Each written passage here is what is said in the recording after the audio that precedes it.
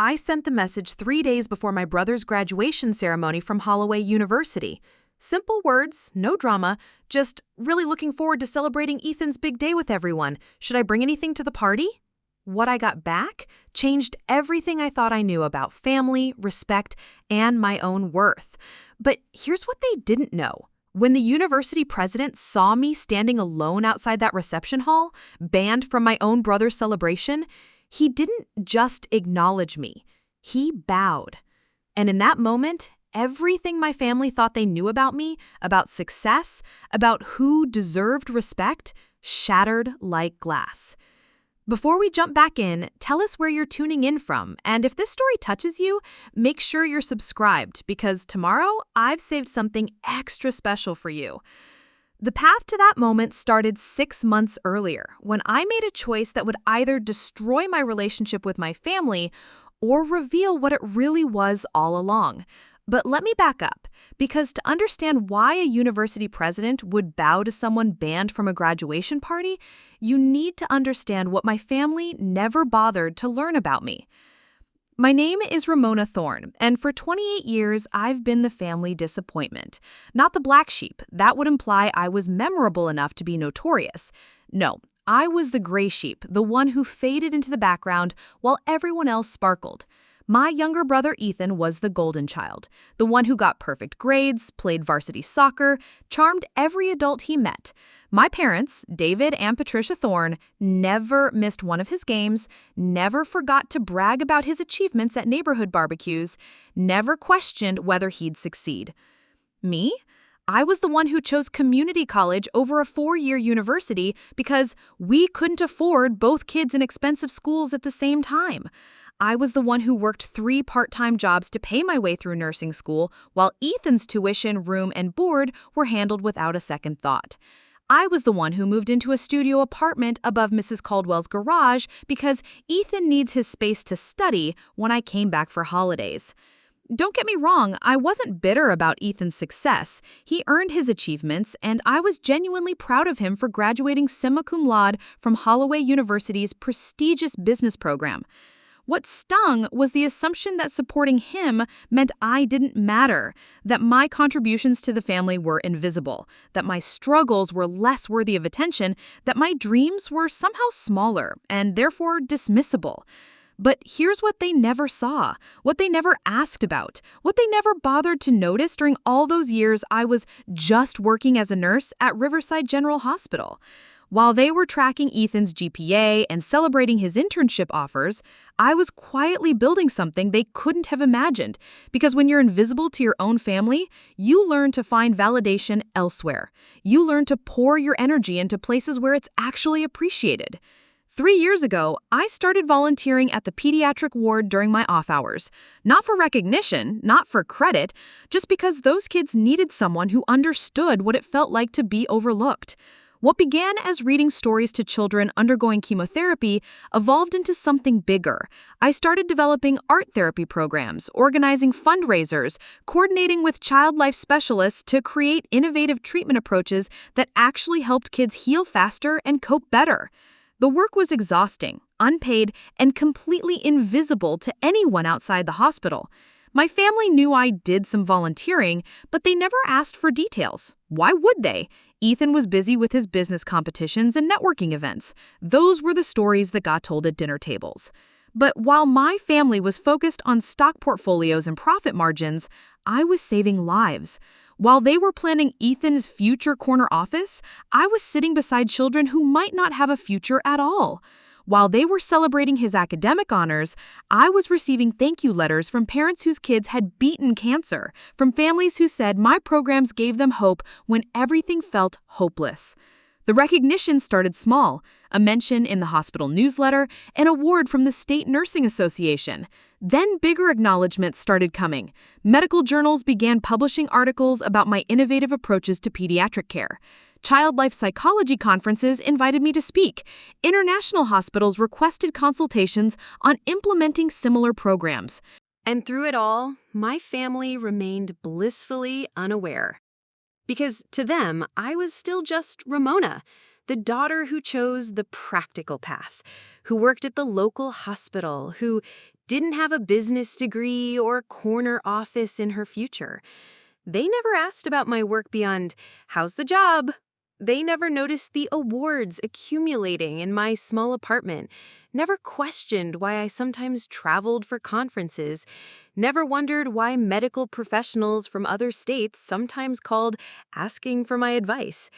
So when Ethan's graduation approached, I was genuinely excited to celebrate him. Despite everything, despite feeling invisible, despite years of being treated as the supporting character in someone else's story, I loved my little brother. I wanted to be there for his moment of triumph, which is why that message I sent seemed so simple, so innocent, so reasonable. Really looking forward to celebrating Ethan's big day with everyone. Should I bring anything to the party? I was folding laundry in my studio apartment when the response came back. 3 responses, actually, within minutes of each other, like they'd been planning this conversation without me, which, as I would soon learn, they absolutely had been. The first was from my mother. "Actually, Ramona, we've decided to keep the party small, just immediate family and Ethan's friends." I read it twice, confused. Wasn't I immediate family? The second message came from my father. "We're having it at the Grandview Country Club, and there are space limitations. Hope you understand." The third was from Ethan himself, the one that cut deepest. "Mom and Dad think it would be better if it's just people who really understand what this achievement means." I sat on my secondhand couch, staring at my phone, watching those words blur as something shifted inside my chest. Not anger, not yet. Something quieter and more dangerous. Recognition. Preparing and narrating this story took us a lot of time, so if you're enjoying it, subscribe to our channel. It means a lot to us. Now back to the story. I stared at those messages for a full 10 minutes, reading them over and over, trying to make them say something different. Space limitations. People who really understand what this achievement means. The words felt like puzzle pieces that didn't quite fit together, no matter how I arranged them in my mind. My first instinct was to assume I'd misunderstood something. Maybe there were 2 parties, a small, intimate one and a larger celebration I was still invited to. Maybe they were planning a surprise and didn't want to spoil it. Maybe this was just poor communication, the kind of family mix-up that gets sorted out with a simple phone call. So I did what any reasonable person would do. I called my mother. "Hi, Mom. I just got your text about Ethan's party. I think there might be some confusion. When you said immediate family, did you mean—" "Oh, Ramona, honey. I thought the messages were clear. We're keeping this really small. Just David and me, Ethan, his girlfriend Priya, and a few of his closest friends from university. You know how these things are. Once you start including everyone, it gets out of hand." "But Mom," I said carefully, "I am immediate family. I'm his sister." There was a pause. The kind of pause that stretches just long enough to let you know you've said something they weren't prepared to address directly. "Of course you are, sweetheart, but this is really Ethan's day, and we want to make sure it's exactly what he wants. He's worked so hard for this, and we think he deserves to have his celebration exactly the way he envisions it." "What does that mean, exactly?" I asked, though something in my stomach was already sinking. "Well, you know how you are at parties, dear. You're wonderful, of course, but you don't really connect with Ethan's crowd. His friends are all business majors, future entrepreneurs, very ambitious young people. We just thought you might feel out of place." I sat down heavily on my couch. "You thought I'd feel out of place at my own brother's graduation party." "It's not that we don't want you there," my father's voice chimed in. Apparently, I was on speakerphone now. "We're just wanting to make sure everyone is comfortable. The country club has a certain atmosphere, and Ethan's friends, well, they're very accomplished young people. We don't want you to feel uncomfortable." The irony was staggering. Here were my parents, worried I'd feel uncomfortable around accomplished young people, while I had a suitcase in my closet packed for a pediatric medicine conference in Geneva where I'd been invited to present my research to an international audience. But they didn't know that, did they? Mom, Dad, I said, trying to be reasonable one more time, I'm not asking to bring a date or to make a speech. I just want to celebrate my brother's graduation with my family. I promise I'll be appropriate. I'll even buy a new dress for the country club. Ramona, my mother sighed, you're being dramatic. It's just one party. There will be other opportunities to celebrate with Ethan. When? I asked. When will there be other opportunities? This is his college graduation. This is a once-in-a-lifetime moment. There is the graduation ceremony itself, my father offered. You can come to that if you want. If I want? As if attending my brother's graduation ceremony was some optional favor I might choose to do for them. The ceremony is public, Dad. I don't need your permission to attend a public event. There's no need to get snippy, my mother said. We're trying to be considerate of everyone involved. Considerate of everyone except me, apparently. That's not fair, Ramona. We've always included you in family events. Name one, I said, the words coming out sharper than I intended. Name one family event in the last 5 years where I was included from the beginning, where I wasn't an afterthought or an obligation. Another pause. Longer this time. You're being unfair, my mother finally said. We include you in Christmas. Christmas dinner, where I bring the side dishes and clean up afterward while everyone else watches football, I said. Where Ethan gets the expensive gifts and I get gift cards to Target. Ramona, that's enough, my father said, his patience clearly wearing thin. We've made our decision about the party. You're welcome to join us for dinner next week to celebrate then. Next week? I repeated. After all his friends have gone home, after all the photos have been taken, after the moment has passed. Exactly, my mother said, as if this was a perfectly reasonable compromise. It'll be nice and quiet, just family. I closed my eyes and took a deep breath. Here I was asking for the most basic acknowledgement of my place in this family, the right to attend my own brother's graduation celebration, and they were treating it like I was requesting something unreasonable and demanding. Let me make sure I understand, I said slowly. You're telling me that I cannot attend my brother's graduation party because you're worried his accomplished business major friends might make me feel bad about myself. We're trying to protect your feelings, honey, my mother said. And you're protecting my feelings by excluding me? We're being realistic about social dynamics. These are very driven young people. They're talking about internships at Fortune 500 companies, startup ideas, investment strategies. We just thought you might feel left out of those conversations. The condescension in his voice was breathtaking, as if I were a child who couldn't handle adult conversations. As if my years of medical training, my innovations in pediatric care, my upcoming presentation to an international medical conference were somehow less impressive than a bunch of new graduates talking about entry-level business jobs. I think I can manage to have a conversation with some college graduates, Dad. Of course you can, my mother rushed to say. That's not what we meant. We just want this to be perfect for Ethan. And my presence would make it imperfect? You're twisting our words. I wasn't, though. I was just stating their logic clearly, and they didn't like how it sounded repeated back to them. Okay, I said finally, let me ask you this. If I promise to stay quiet, to not mention my job, to just smile and congratulate people, could I come then? Ramona, my mother started. If I promise to leave early, to not take up space in any photos, to basically be invisible, which, let's be honest, I'm good at, could I attend my brother's graduation party then? You're being dramatic again, my father said. I'm being specific. I'm trying to understand exactly what about my presence would ruin Ethan's perfect day.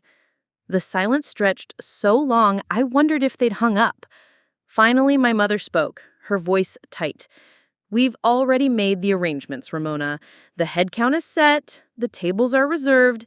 It would be awkward to change things now." And there it was, the final, flimsy excuse that made it clear this conversation was never going to go anywhere. They had made their decision before I ever sent that first text. This wasn't about space limitations or social dynamics or protecting my feelings. This was about something else entirely, something they couldn't quite articulate, but that hung in the air between us like smoke. "I understand," I said, though I didn't. Not really. "I won't push this anymore." "Thank you for being understanding," my mother said, relief evident in her voice. "We'll definitely celebrate with you next week." "Sure, next week." I hung up before they could say goodbye, before they could add any more empty reassurances or hollow promises. I set my phone down on the coffee table and stared at it, waiting for something, an apology text, a change of heart, some sign that they realized how they'd just made me feel. I sat in my quiet apartment, surrounded by medical journals and patient thank you cards they'd never seen, and finally understood what I was dealing with. This wasn't about the party. This was about who they thought I was versus who I actually was. And the gap between those two things had just become unbridgeable. I thought that phone call was the end of it. I thought I'd been relegated to the next week dinner compromise, and that would be that. But apparently, my family wasn't done making their position clear. The next morning, I woke up to find a group text that had been sent at 11:47 p.m. the night before. A group text that included everyone. My parents, Ethan, his girlfriend Priya, even my cousin Derek, who lived 3 states away. Everyone except me. I only saw it because Derek, apparently realizing I wasn't included, had screenshotted it and sent it to me privately with a message that just said, "Did you see this?" The screenshot showed a message from my mother. "Just a reminder about Ethan's celebration at Grandview Country Club this Saturday. Cocktails at 6, dinner at 7. Can't wait to celebrate our graduate. Please confirm attendance by Thursday. Dress code, business, formal. This is going to be such a special night for our family." Our family? I read those words 3 times, each time feeling something twist a little tighter in my chest. But it wasn't just the exclusion from the group text that hit me. It was the responses that followed. Priya had replied with heart emojis and "so excited to celebrate with the family." My cousin Derek had written, "Wouldn't miss it, so proud of Ethan." Even my Aunt Lorraine, who I hadn't seen in 2 years, had responded with, "Looking forward to seeing everyone." Everyone! Everyone except the person who shared DNA with the graduate. Everyone except the sister who had driven 4 hours each way to attend Ethan's high school graduation, who had helped him with his college applications, who had sent him care packages during finals week every semester. I called Derek immediately. "Hey," he answered on the first ring, his voice careful. "I figured you should know. When did this get planned? The guest list, I mean, when did they decide who was family enough to be included?" Derek was quiet for a moment. "Ramona, I don't think this is about you not being family enough." "Then what is it about?" "Look, I wasn't supposed to tell you this, but your mom called me last week. She said they were keeping the party small and intimate, just people who would get what Ethan's accomplishment means." "And I wouldn't get it?" "She didn't say that exactly. She said something about how you've always been more practical, about how Ethan's friends are all very academic and career-focused, and she didn't want anyone to feel out of place." I laughed, but there was no humor in it. Academic and career-focused, right.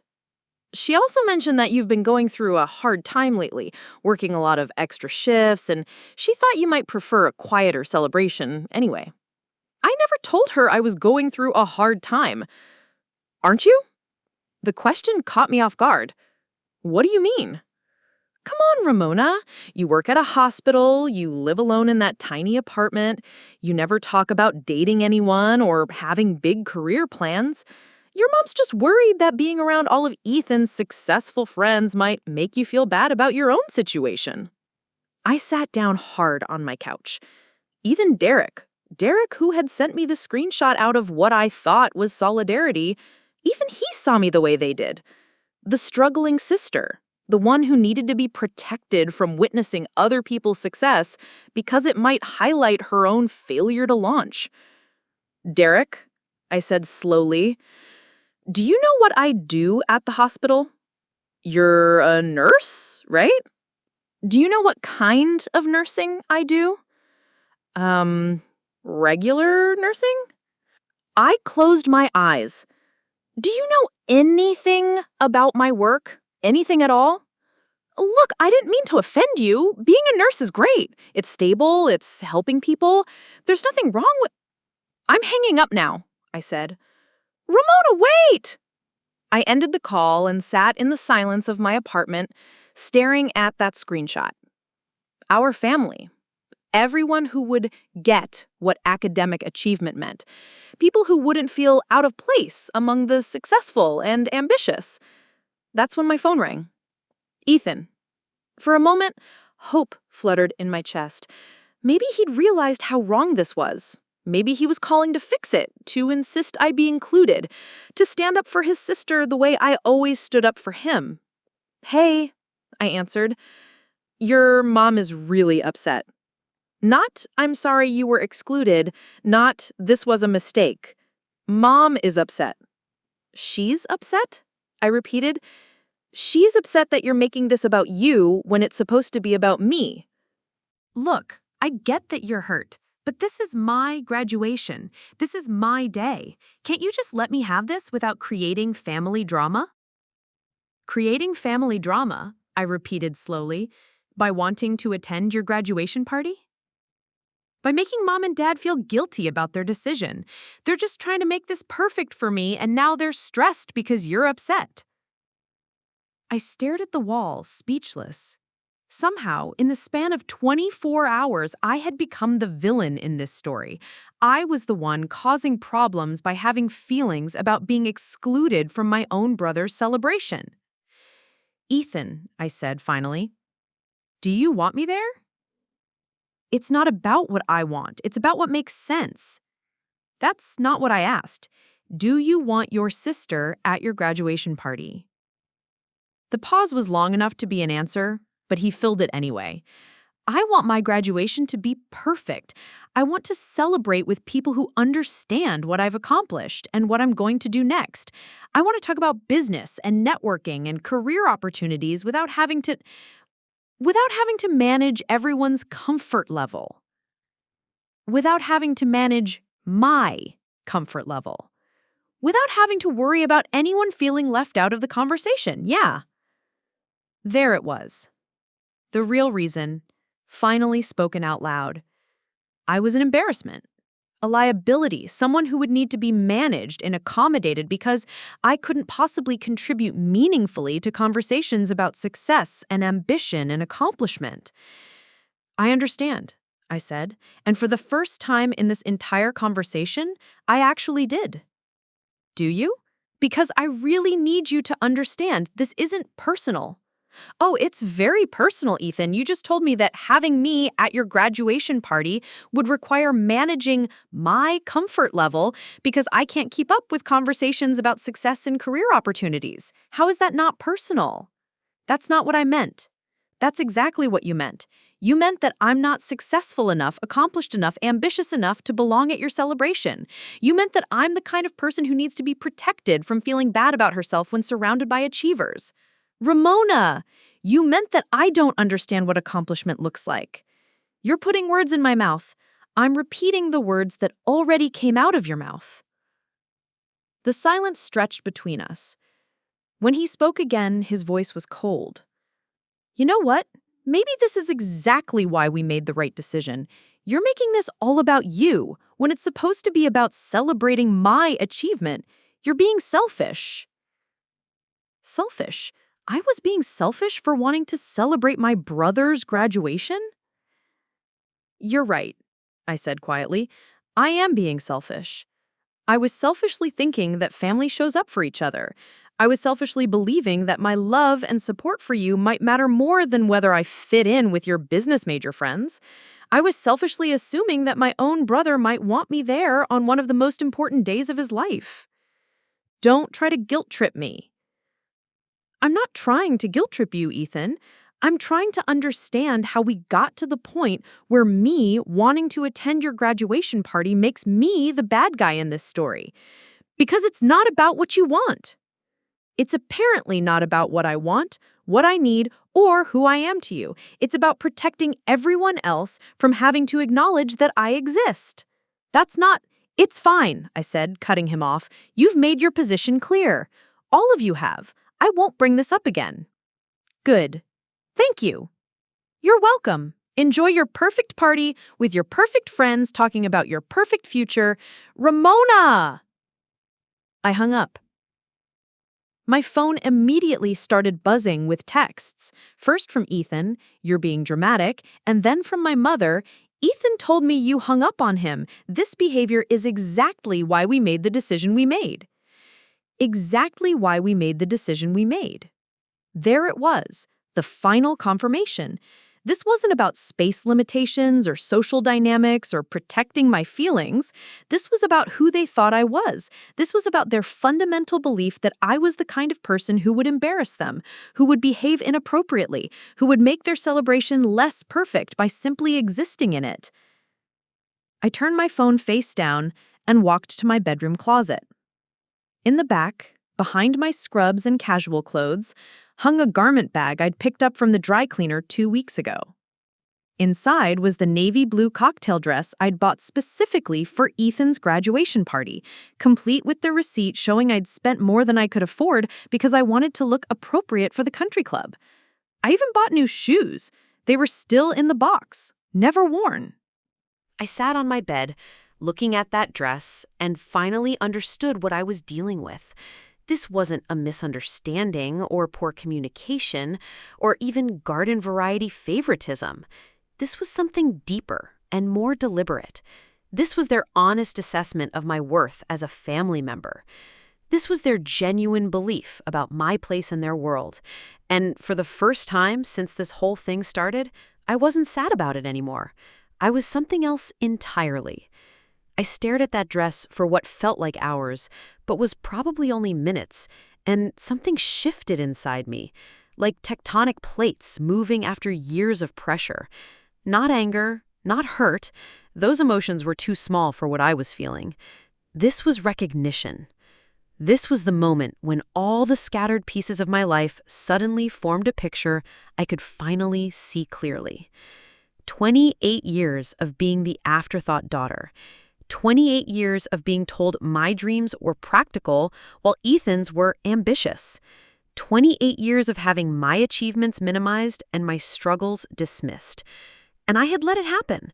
I had participated in my own erasure by accepting their version of who I was, instead of insisting on the truth of who I'd become. I walked to my kitchen table, where my laptop sat closed next to a stack of medical journals. I opened it and stared at the screensaver, a photo from last year's International Pediatric Medicine Conference in Barcelona, where I'd been invited to present my research on innovative art therapy techniques for children with chronic illnesses. In the photo, I was shaking hands with Dr. James Morrison, one of the most respected names in pediatric psychology. Behind us, a banner read, "Groundbreaking Approaches to Child-Centered Care." My family had never seen this photo. They'd never asked about the conference, never inquired about why I'd taken a week off work to travel to Spain. When I'd mentioned it briefly at Christmas dinner, my father had said, "That sounds nice, honey. Pass the potatoes." I clicked through my email folders, opening messages I'd saved but never shared. There was the invitation to speak at Johns Hopkins next month, the request from Seattle Children's Hospital to consult on their new pediatric wing design, the acceptance letter for my research to be published in the Journal of Child Psychology and Psychiatry, the grant approval from the National Institute of Health for my pilot program expanding art therapy access to rural hospitals. Each email represented hours of work, years of dedication, recognition from peers who actually understood what I had accomplished. But to my family, I was still just Ramona, who worked at the local hospital and lived in a studio apartment above Mrs. Caldwell's garage. I opened another folder. Thank you letters from families, dozens of them. Parents whose children had been in my programs, kids who'd drawn me pictures, families who'd sent Christmas cards for 3 years running. There was the letter from Maria Santos, whose 8-year-old daughter had been in the hospital for leukemia treatment. Ramona, you probably don't remember us, but Elena was in the pediatric ward last summer. She was so scared and angry, wouldn't talk to anyone. But your art program changed everything. She started painting again, started smiling. The doctors said her recovery was remarkable, but we know it was because of you. You gave her hope when we couldn't. You saved our daughter's spirit. I remembered Elena perfectly. Remembered her dark eyes that looked too old for her 8-year-old face. Remembered the first brushstrokes she'd made on canvas. Remembered the day she'd painted a rainbow and told me it was for all the kids who are scared like I was. There were 17 letters like that in my folder. 17 families who thought I made a difference in their lives. But my own family couldn't be bothered to show up for my brother's graduation party? The irony was staggering. While my parents worried that I'd feel uncomfortable around Ethan's accomplished friends, I regularly collaborated with department heads at major medical centers, published researchers, and internationally recognized experts in child psychology. While they fretted about my ability to contribute to conversations about success and ambition, I was developing programs that were being implemented in hospitals across 3 countries. But they didn't know any of this, did they? And suddenly, I realized why. I had never told them. Not really. I'd mentioned things in passing, downplayed achievements, deflected praise. When the NIH grant came through, I'd said, I got some funding for a small project. When Johns Hopkins invited me to speak, I'd said, I was helping out with a conference. When my research was published, I'd mentioned an article in a medical journal, like it was a letter to the editor in the local newspaper. I'd been so conditioned to make myself small in their presence, so used to having my accomplishments dismissed or ignored, that I'd started doing it myself. I had been complicit in their underestimation of me by never correcting it, never insisting they see me as I actually was. But why? Why had I hidden my light under a bushel, as my grandmother used to say? The answer came to me as I sat there surrounded by evidence of a life they'd never bothered to understand. I'd hidden my achievements because every time I'd tried to share good news, it had been minimized or redirected back to Ethan.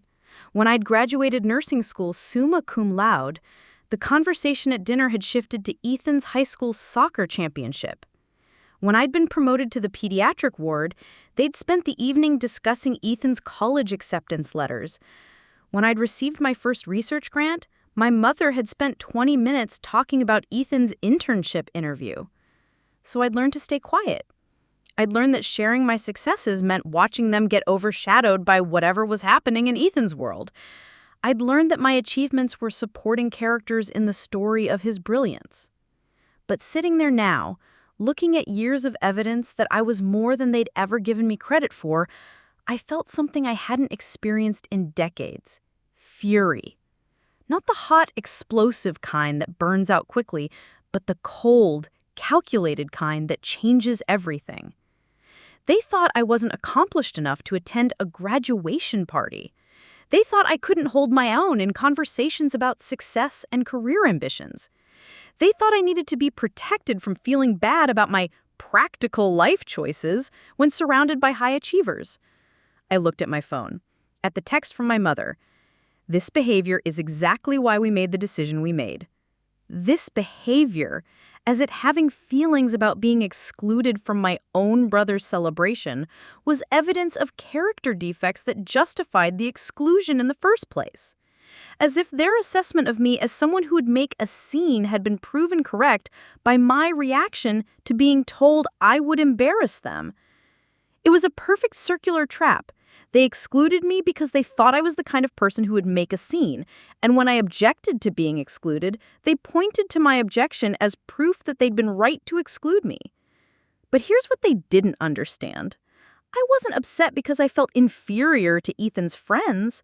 I wasn't worried about keeping up with conversations about business and success. I wasn't concerned about fitting in at the country club. I was devastated because my own family had looked at me and decided I wasn't worth including. I was heartbroken because the people who were supposed to love me unconditionally had made a conditional assessment of my value and found me wanting. I was furious because they had made a decision about who I was without ever bothering to find out who I'd become. And suddenly, I knew exactly what I was going to do about it. I opened my laptop and navigated to the Holloway University website. The graduation ceremony was public, as I'd told my father. But it wasn't just public. It was being live-streamed for families who couldn't attend in person. More importantly, it was being covered by the local news because Ethan wasn't the only notable graduate this year. According to the university's press release, which I found after 5 minutes of searching, this year's graduation class included several students who had received national recognition for their achievements. The valedictorian had been accepted to Harvard Medical School. The student body president was already working for a startup that had received significant venture capital funding. And buried in the third paragraph, almost as an afterthought, was a mention that would change everything. The university will also be recognizing several community members who have made significant contributions to pediatric healthcare research and education, including local nurse and researcher Ramona Thorne, whose innovative programs have been implemented in hospitals nationwide. I read it 3 times before it sunk in. They were giving me an award at Ethan's graduation ceremony, an award I'd completely forgotten about because it had seemed so much less important than being there to support my brother. The irony was so perfect, it felt like divine intervention. While my family was planning a celebration that excluded me because I wasn't accomplished enough, the university was planning to honor me for accomplishments they didn't even know I had. I thought about the timing. The ceremony was at 2 in the afternoon. The reception my family was hosting was at 6. 4 hours between my moment of recognition and their moment of celebration. 4 hours for word to spread, for news to travel, for the truth about who I actually was to reach the people who had decided I wasn't worth including. I smiled for the first time in days. It wasn't a happy smile. It was something sharper, more purposeful. It was the smile of someone who had just realized she held cards she'd forgotten she was carrying. My phone buzzed with another text from my mother. We really hope you can be mature about this and not let your feelings ruin Ethan's special day. I read the message and felt that cold fury crystallize into something laser-focused and unstoppable. They wanted maturity? They wanted me to not ruin Ethan's special day? Fine. I wouldn't ruin anything. I wouldn't have to. I was going to let the truth do that all by itself. I stared at my mother's text for a long time, my finger hovering over the keyboard. 20 different responses flashed through my mind. I could write a detailed explanation of exactly what they'd done wrong. I could list my accomplishments and force them to confront their ignorance. I could unleash years of suppressed frustration in a message that would make them understand exactly how much damage they'd inflicted. But I didn't. Instead, I typed 2 words. Of course not. Simple, clean, giving them exactly what they wanted to hear while revealing nothing about what I was actually thinking or planning. Let them interpret it however they needed to. Let them assume I was backing down, accepting their decision, playing the role of the accommodating sister who always eventually falls in line. I hit send and immediately turned my phone face down. I didn't want to see their relief, their satisfied responses, their assumption that they'd successfully managed yet another family crisis by putting me back in my place. The silence that followed felt different from the hurt and confusion I'd been carrying for days. This was intentional silence. This was the quiet that comes before action, not the quiet that comes from having nothing left to say. I walked to my closet and pulled out the navy dress I'd bought for the graduation party. I held it up against myself in the mirror, then hung it back up. Too formal for what I was planning now. Too much like I was trying to prove something. Instead, I chose a simple black wrap dress, professional but not flashy, elegant but not attention-seeking, the kind of dress that said I belonged wherever I was without having to announce it. I paired it with my good pearl earrings, the ones my grandmother had left me, the ones my mother had always admired but never directly asked to borrow. I spent the next hour going through my files, organizing everything I might need. The award notification email from the university, printed and placed in a folder, business cards from colleagues who'd invited me to conferences, tucked into my purse, the letter from Johns Hopkins, folded neatly in my wallet. Not because I planned to show them off. I wasn't planning to say anything at all, but because carrying them made me feel grounded in the truth of who I was. My phone buzzed with messages throughout the evening. Ethan sent, "Thanks for understanding. This really means a lot." My mother added, "We're proud of how maturely you're handling this. We'll have a lovely celebration next week." I read each message with a strange detachment, like watching actors perform a play I'd already seen too many times. They were so sure they'd won, so convinced they'd successfully navigated this family crisis by holding firm to their decision and waiting for me to capitulate. So satisfied with their handling of the difficult sister who had momentarily forgotten her place, but had now been reminded. I didn't respond to any of them. The next morning, I called in sick to work, not because I was ill, but because I knew that after today, everything would be different, and I wanted to be fully present for whatever was about to unfold. I'd never used my sick days for anything but actual illness, had probably come to work when I should have stayed home more times than I could count. But today felt like an exception worth making. I spent the morning at my apartment, moving through my normal routine with unusual deliberateness. I made coffee in my favorite mug, the one from the Barcelona conference. I read through patient files for the children I'd be seeing next week, updating notes and preparing follow-up care plans. I organized my desk, filed papers, cleaned my already clean apartment. It felt like preparation for something, though I wasn't entirely sure what.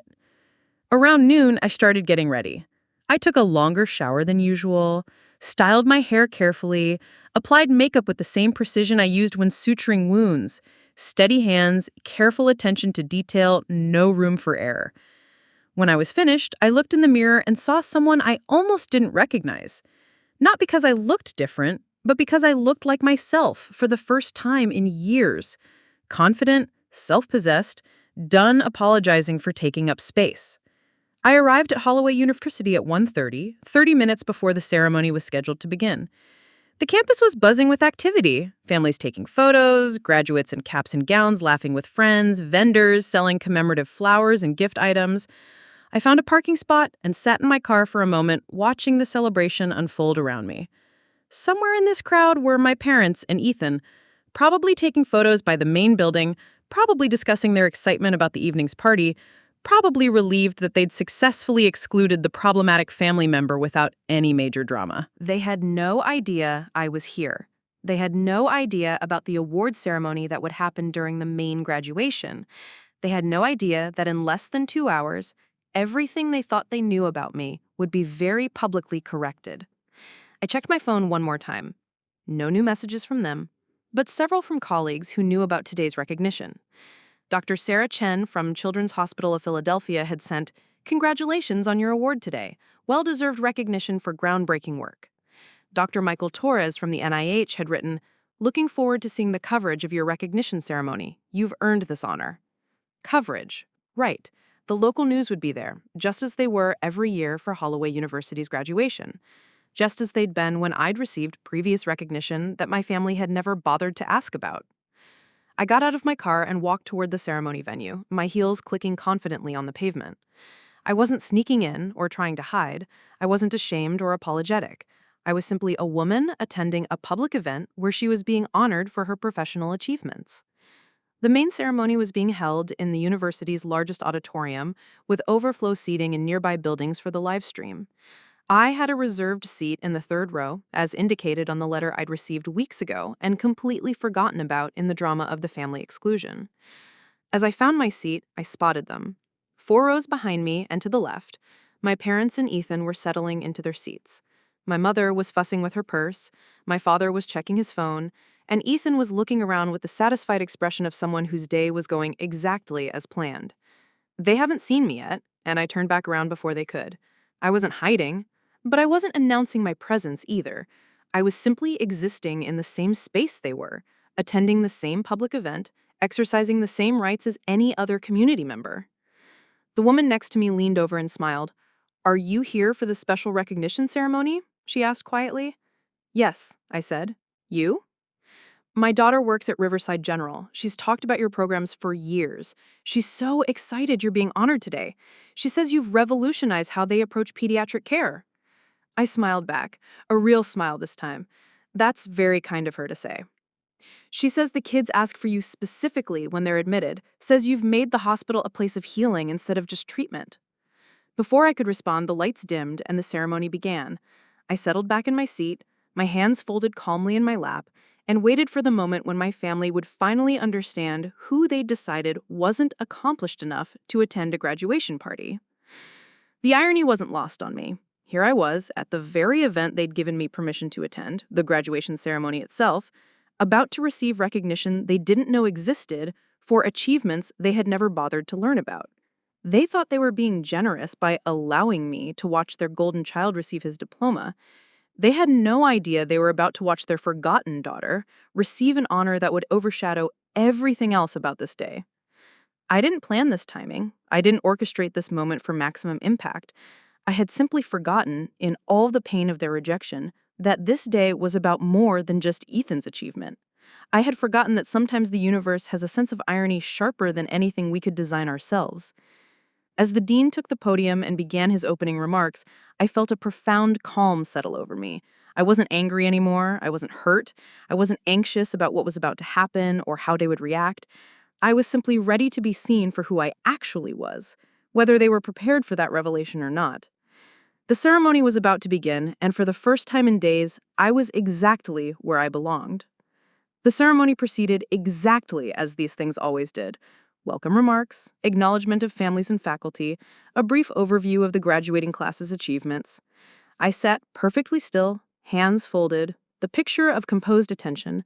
Behind me, I could occasionally hear my mother's voice as she whispered commentary to my father, probably pointing out Ethan in his cap and gown, probably expressing pride in his son's accomplishment. 20 minutes into the ceremony, Dean Richardson announced that before conferring degrees, the university would be presenting special recognition awards to community members who had made significant contributions to their fields. My pulse quickened slightly, but my expression remained calm.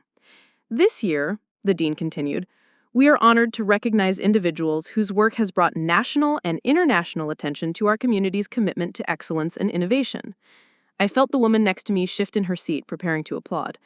Behind me, my family's whispered conversation continued, oblivious to what was about to unfold. Our first recognition goes to Dr. Patricia Kellner, whose research in environmental science has been instrumental in developing new water purification systems being implemented across developing nations. Polite applause filled the auditorium as Dr. Kellner made her way to the stage. I clapped along with everyone else, genuinely appreciative of her work, but my mind was focused on what was coming next.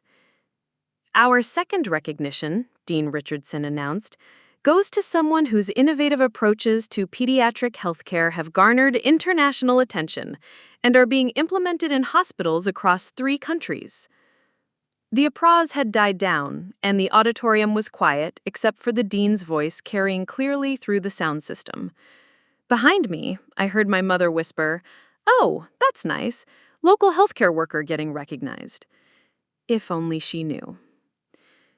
"This individual has published groundbreaking research in the Journal of Child Psychology and Psychiatry, received grants from the National Institute of Health, and has been invited to present her work at medical conferences from Johns Hopkins to the International Pediatric Medicine Conference in Barcelona."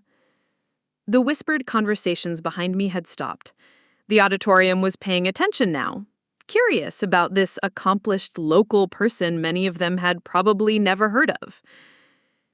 "Her art therapy programs have been credited with improving recovery times and psychological outcomes for pediatric patients, and her protocols are now standard practice in over 40 hospitals nationwide. She has been invited to consult on pediatric wing designs, speak at major medical institutions, and most recently has been selected to present her research at the upcoming International Conference on Child Healthcare Innovation in Geneva. I could hear my mother's sharp intake of breath behind me, though I doubted she'd made the connection yet. Please join me in recognizing someone who has brought extraordinary honor to our community through her dedication to healing children and advancing pediatric care, Ramona Thorne. The applause began before my name had fully left the dean's lips, but I could swear I heard the exact moment when the sound stopped in the section behind me, the exact moment when 3 people stopped breathing in unison. I rose from my seat with practiced grace, smoothing my dress and walking toward the stage with the same composure I brought to everything I did. No stumbling, no false modesty, no surprised expression. Just a woman accepting recognition for work she dedicated her life to. As I climbed the steps to the stage, I caught a glimpse of my family in my peripheral vision. My mother's mouth was open. My father was leaning forward as if he'd misheard something, and Ethan was staring at me with an expression I couldn't quite identify. Shock, maybe? Or confusion? Possibly the dawning realization that the sister he'd deemed too unaccomplished for his graduation party was currently receiving a university honor at his graduation ceremony. Dean Richardson shook my hand warmly. "Miss Thorne, your work has been truly extraordinary. Could you share a few words about what this recognition means to you?" The auditorium was silent, waiting. This was the moment I could have looked directly at my family and delivered a pointed message about accomplishment and recognition, and being underestimated. This was my opportunity for a dramatic reveal, a public vindication, a moment of triumph over their dismissal. Instead, I spoke to the audience as a whole, my voice clear and steady. Thank you, Dean Richardson. This recognition is deeply meaningful to me, but it truly belongs to the children and families who have taught me that healing happens in ways we don't always expect. The art therapy programs we've developed exist because children showed us that creativity and expression are as vital to recovery as medicine and technology. I paused, looking out over the crowd of families celebrating their graduates. Every child I've had the privilege to work with has reminded me that we're all capable of more than others might see in us. Sometimes the most profound strength comes from places others might overlook, and sometimes the greatest accomplishments happen quietly, without fanfare, simply because they need to happen. The applause was warm and sustained. As I accepted the beautiful Crystal Award, I caught sight of something that made my heart skip. In the 4th row, slightly to the right, was Dr. Marcus Webb, the university president. He was applauding with the rest of the audience, but when our eyes met, he smiled and gave me a small, respectful nod. Dr. Webb and I had corresponded several times over the past year about my research and its applications. He'd been instrumental in connecting me with other researchers and had personally recommended me for the Geneva conference. But my family didn't know any of this, just as they didn't know about most of my professional relationships. I walked back to my seat with the same calm dignity I'd approached the stage with. The woman next to me squeezed my arm gently and whispered, "That was beautiful. Your family must be so proud." I smiled and nodded, not trusting my voice to remain steady. Behind me, the silence was deafening. No whispered congratulations, no excited commentary, no sounds at all, except for the rustling of programs and the general murmur of an audience settling back in for the rest of the ceremony. The dean continued with the degree conferrals, starting with the undergraduate programs. As we worked through the alphabet toward the T's, I could feel the weight of 3 stares boring into the back of my head.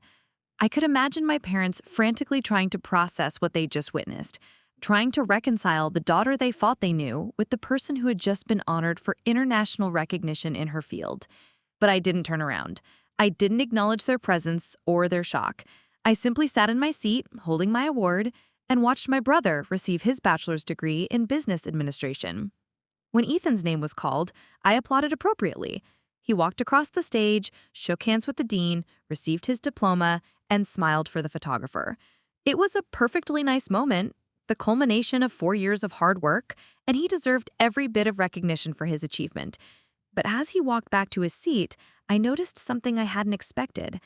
The applause for him had been polite but brief, lasting perhaps 10 seconds. The applause for my recognition had been longer, warmer, more sustained, because the audience had been genuinely moved by the description of work that was making a real difference in children's lives. The irony was exquisite.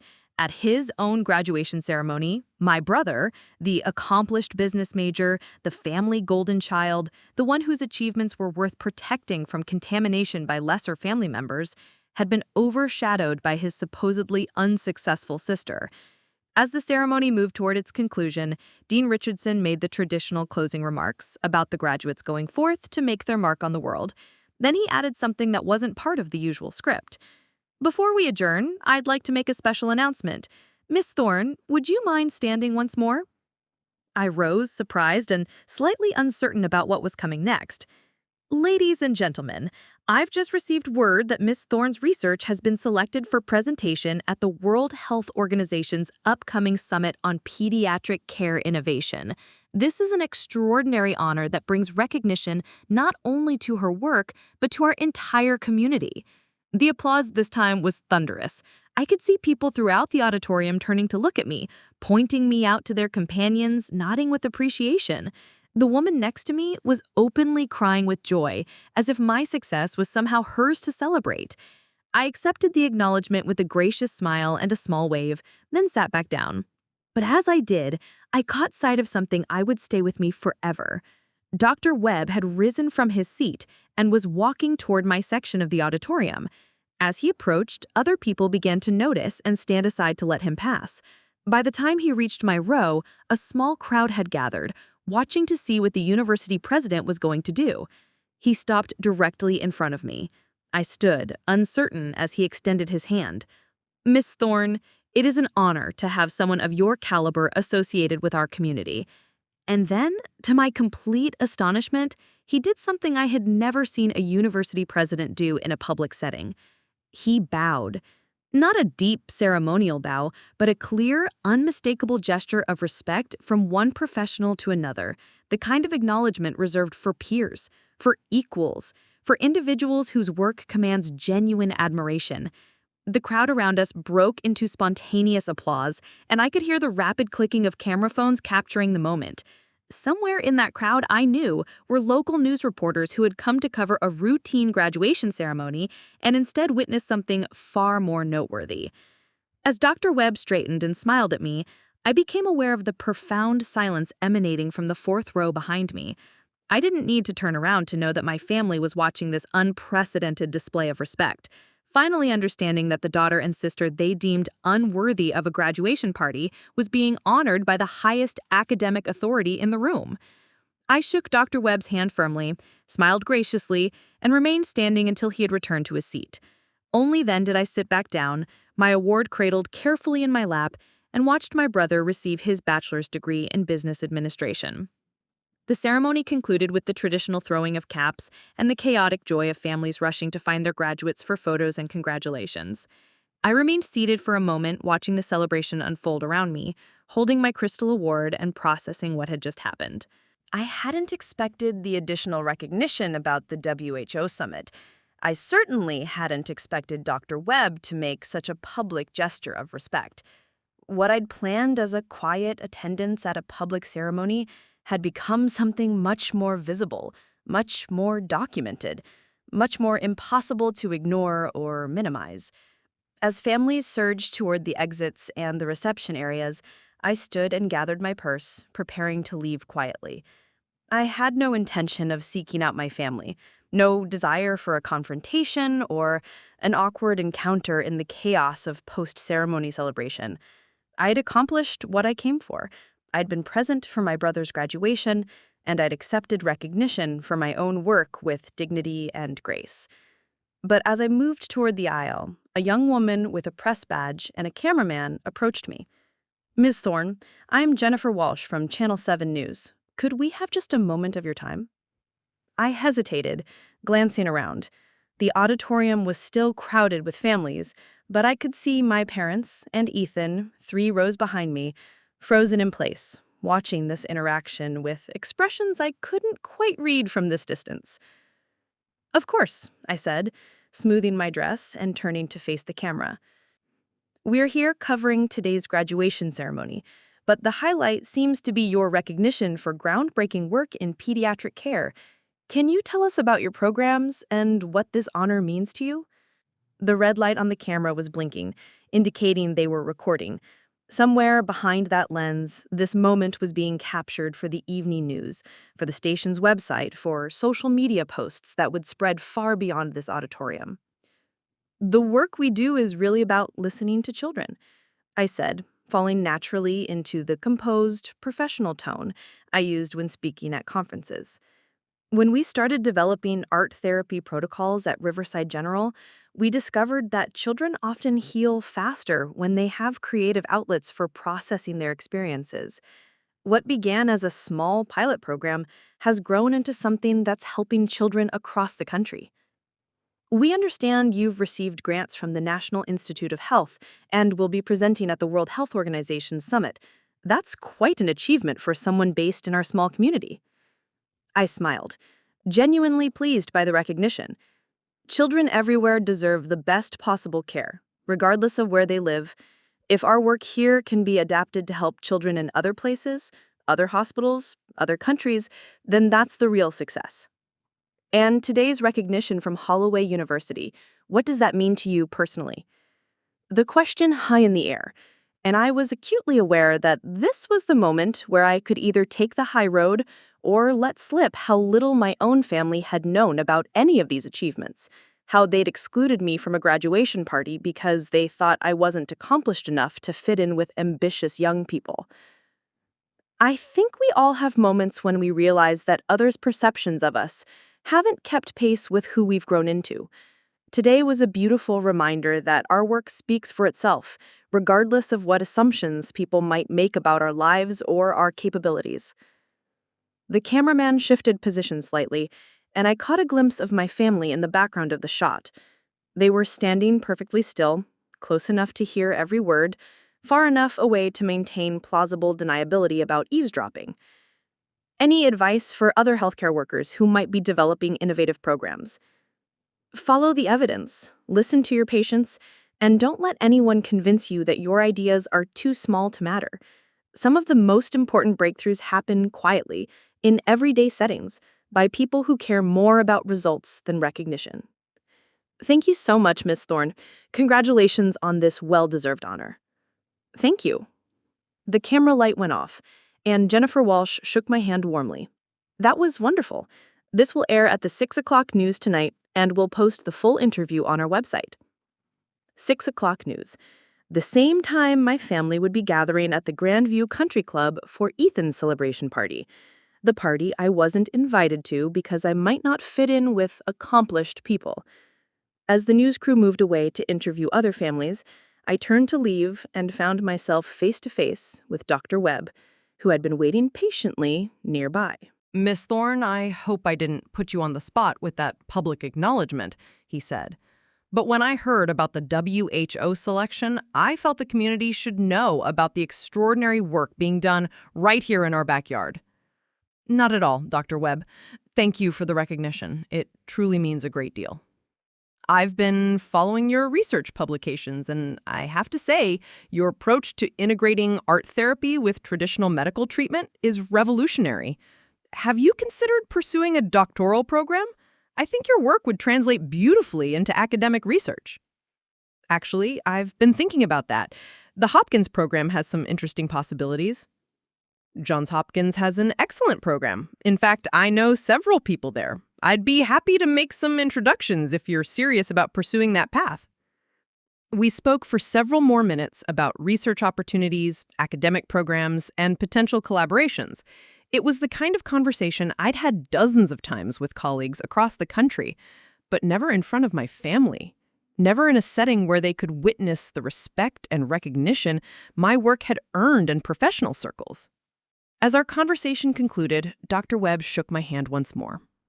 It's been a pleasure, Miss Thorne. Please don't hesitate to reach out if there's anything I can do to support your continued work. I thanked him and turned to leave, finally ready to make my quiet exit. But as I stepped into the aisle, I came face to face with my mother, who was standing there with an expression I'd never seen before. Not anger, not confusion, but something that looked almost like fear. "Ramona," she said, her voice barely above a whisper. "We had no idea."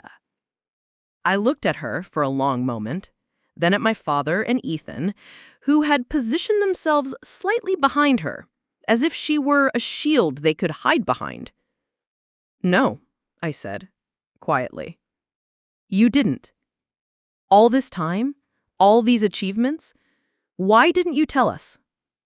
The question was so absurd I almost laughed. I tried to tell you. For years I tried. But every time I mentioned anything about my work, the conversation moved to Ethan's latest accomplishment. Every success I shared got minimized or ignored, so I stopped sharing. But we never knew about the grants, the conferences, the international recognition. Because you never asked. Because you decided who I was and what my life looked like without ever bothering to find out what I'd actually built for myself. My father stepped forward. "Ramona, if you'd known what? You would have decided I was accomplished enough to attend my brother's graduation party? You would have reconsidered whether I could hold my own in conversations with ambitious young people?" The three of them stood there, speechless, as families streamed around us toward the exits. "The thing is," I continued, my voice steady and calm, "I didn't need you to know. I didn't need your validation or your approval or your permission to build a meaningful career. I've been surrounded by colleagues and peers who recognized my work and respected my contributions. I've been invited to speak at conferences, consulted on hospital designs, published in major journals. I've been living a full, accomplished, professionally successful life." "We're sorry," my mother said, tears starting to form in her eyes. "We're sorry we didn't know, didn't understand." "You're not sorry you didn't know," I said, not unkindly, but with complete clarity. "You're sorry you got caught not knowing. You're sorry that your assessment of my worth was just publicly proven wrong in front of hundreds of people and a news camera." Ethan finally spoke up. "Ramona, about the party. The party you're hosting to celebrate accomplished young people? The party where I might feel uncomfortable around ambitious individuals discussing their futures?" I adjusted my purse strap and prepared to walk away. "I hope you have a wonderful time. I'm sure the conversation will be fascinating." I started to move past them, then paused and turned back. "For what it's worth, I genuinely am proud of your graduation, Ethan. You worked hard and you deserve to celebrate. I just wish you'd extended the same courtesy to your sister." I walked away then, leaving them standing in the emptying auditorium, and headed toward the exit. As I pushed through the double doors into the bright afternoon sunlight, I pulled out my phone and saw 17 missed calls and 43 text messages from numbers I didn't recognize. Word was already spreading. Photos from the ceremony were being shared on social media. The moment when Dr. Webb bowed to me had been captured from multiple angles and was making its way across Facebook and Twitter. Local news stations were picking up the story of the hometown nurse whose international recognition had surprised everyone at today's graduation. Everyone except the people who should have known all along. I got in my car and drove home, the Crystal Award resting safely on my passenger seat, carrying with it the weight of everything that had just changed forever. I had been home for exactly 47 minutes when the calls started. Dee, I just saw the news clip. Why didn't you tell me? Why didn't you tell any of us about all this incredible work you've been doing? I set my Crystal Award on my kitchen counter and put the phone on speaker while I made myself a cup of tea. You never asked, Derek. But I had no idea you were this. I mean, the WHO Summit? National Institute of Health grants? How did we not know? The same way you didn't know what kind of nursing I do when you called me 3 days ago. The same way you assumed I was struggling and needed to be protected from successful people. You never asked because you never thought there was anything worth asking about. There was a long pause. Your mom is freaking out. She's been calling everyone, trying to figure out what to do. What to do about what? About the party tonight, about how this looks, about... He trailed off, clearly uncomfortable. About how it looks that they excluded their internationally recognized daughter from a graduation party because she wasn't accomplished enough? Ramona, you have to understand, they didn't know. They didn't know because they chose not to know. There's a difference. I hung up before he could respond. The phone immediately rang again. This time it was my Aunt Lorraine, the one who had enthusiastically responded to the graduation party group text. Honey, I just got off the phone with your mother. She's beside herself. We had no idea about your achievements. If we'd known, you would have what? Treated me differently? Respected me more? Included me in family conversations about success and ambition? We would have celebrated you. We would have been so proud. You could have been proud of me anyway. You could have been interested in my life anyway. You could have asked about my work, my goals, my achievements anyway, but you didn't because you'd already decided what my story was. By the time I hung up on my aunt, 3 more calls had come in. I turned my phone to silent and watched the screen light up with call after call, text after text as words spread through our extended family and social circle. The doorbell rang around 5 o'clock. I looked through the people and saw Mrs. Caldwell, my elderly landlord, holding what appeared to be a bottle of champagne.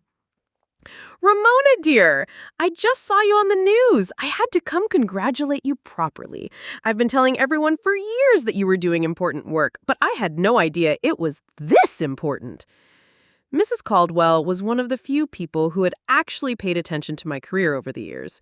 She'd noticed when I started working extra hours, had asked about the conferences I traveled to, and had even helped me practice presentations in her living room when I was nervous about speaking to large audiences. Thank you, Mrs. Caldwell. That's very kind. Your family must be so proud. I bet they're over the moon about the recognition. I invited her in for tea rather than explain the complicated truth about my family's reaction.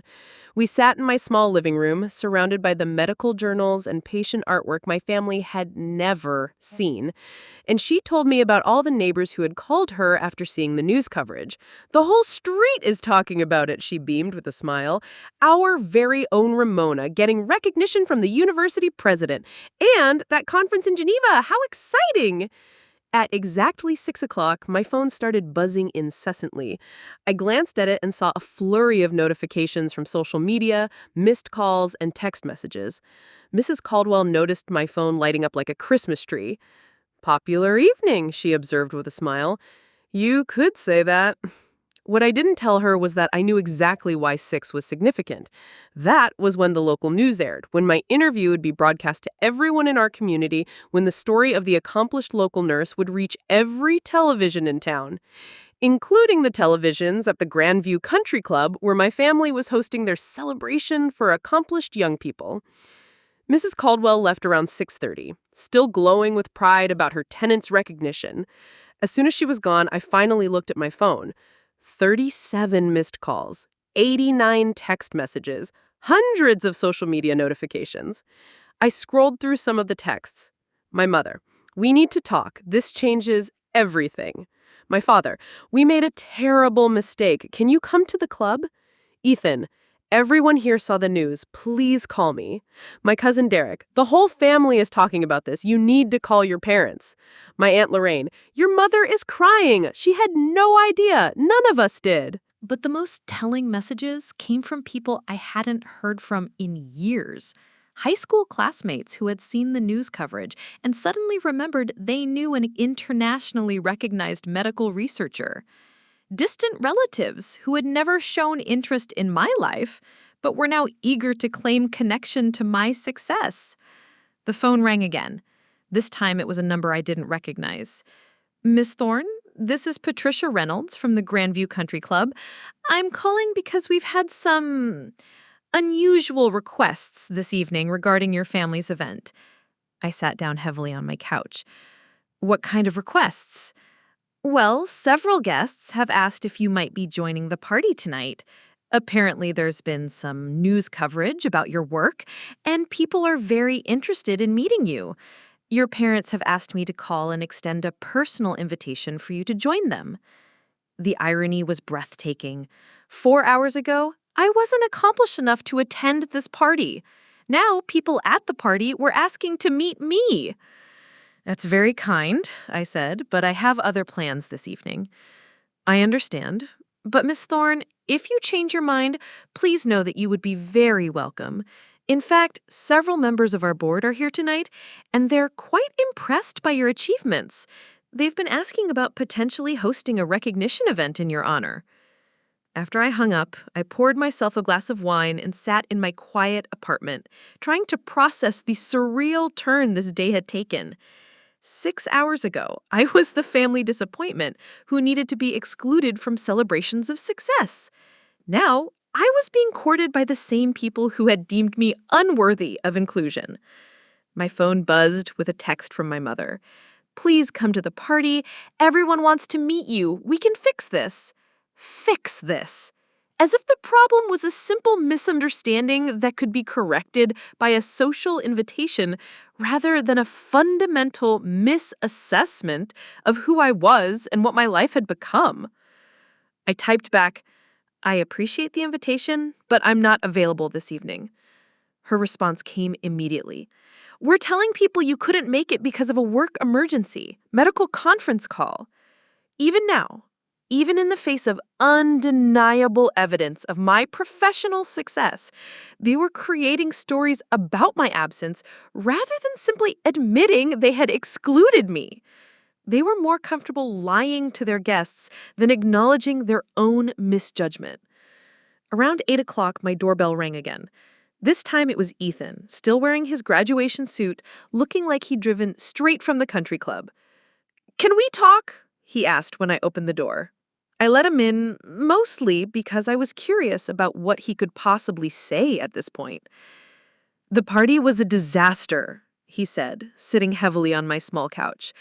"Everyone was talking about you, about the news coverage, about your work, about why you weren't there. Mom and Dad kept making excuses, but people weren't buying it. I'm sorry your celebration was disrupted." "Are you? Because it feels like you planned this whole thing to embarrass us." I stared at him. "You think I planned this?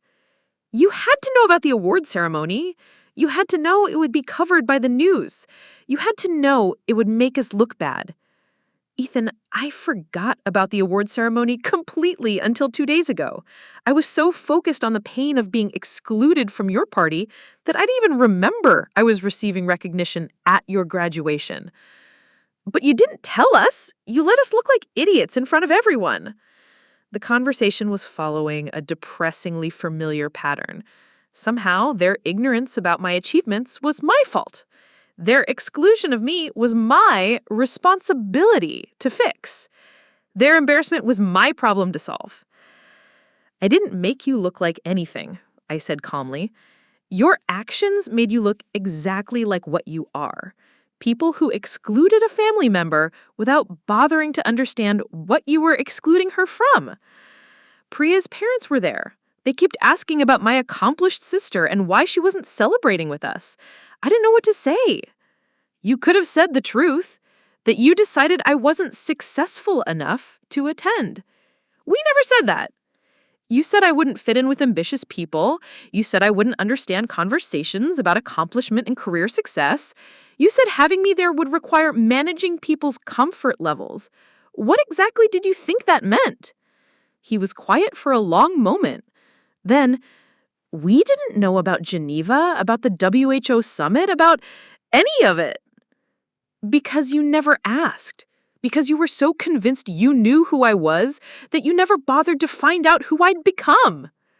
So what happens now?" I looked at my brother, 22 years old, fresh out of college, sitting in my apartment surrounded by evidence of a professional life he'd never bothered to learn about, and felt something I hadn't expected. Pity.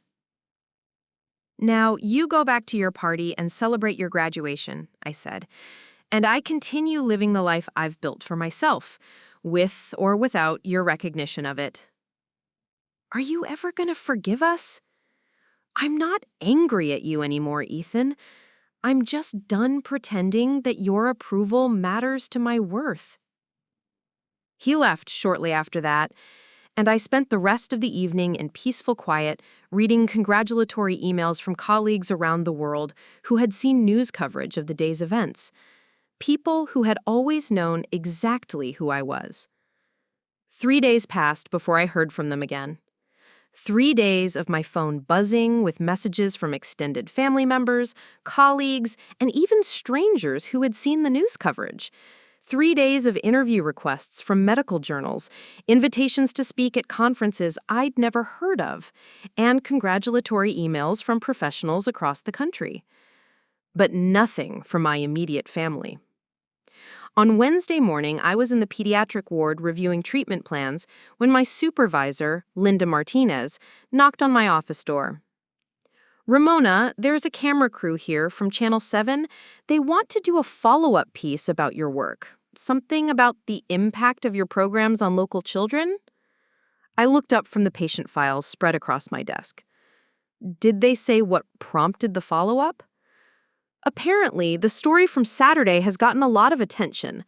They've received calls from other hospitals wanting to know more about your protocols, and some parents have reached out wanting to share their children's stories.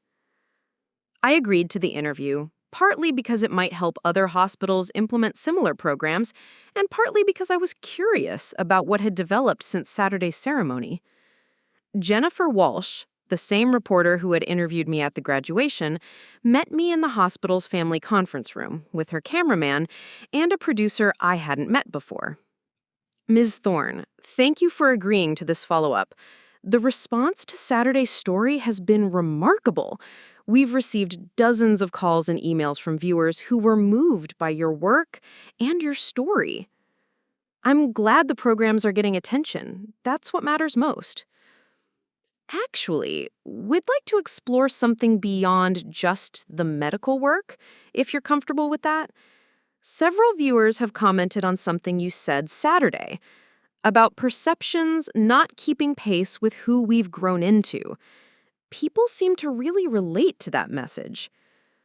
I nodded, carefully. I had a feeling where this was going.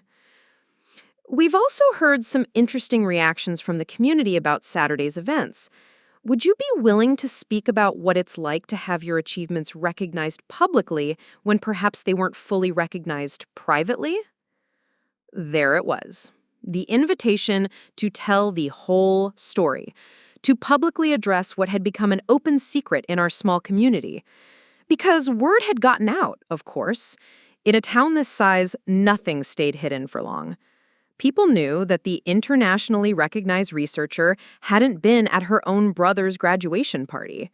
They knew that the family who was now desperately trying to claim credit for her success had somehow overlooked her achievements entirely.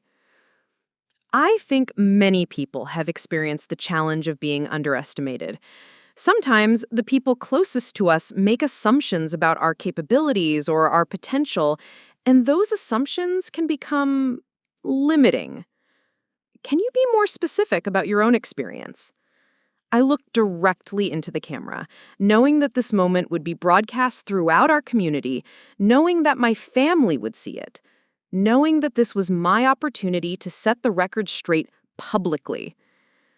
For years, I've been told that my career choices were practical, while others in my family were pursuing ambitious paths. I've had my work described as helping out at the hospital, while others' achievements were celebrated as major accomplishments. I've been excluded from family celebrations of success because others worried I might not fit in with accomplished people. The producer leaned forward slightly, clearly recognizing that this was exactly the kind of personal story that would resonate with viewers. How did that affect you? For a long time, I internalized those messages.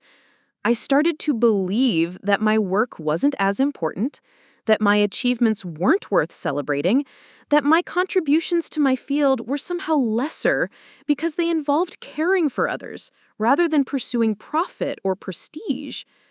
But that changed. Saturday changed everything. Not because I received recognition. I've been receiving professional recognition for years. Saturday changed everything because it forced me to confront the fact that I had been complicit in my own diminishment. I had been allowing others to define my worth instead of standing confidently in the truth of what I'd accomplished. Tell us about some of those accomplishments that perhaps people in the community weren't aware of. For the next 20 minutes, I detailed my work in ways I'd never done publicly before. I talked about the research publications, the conference presentations, the grant funding, the international collaboration.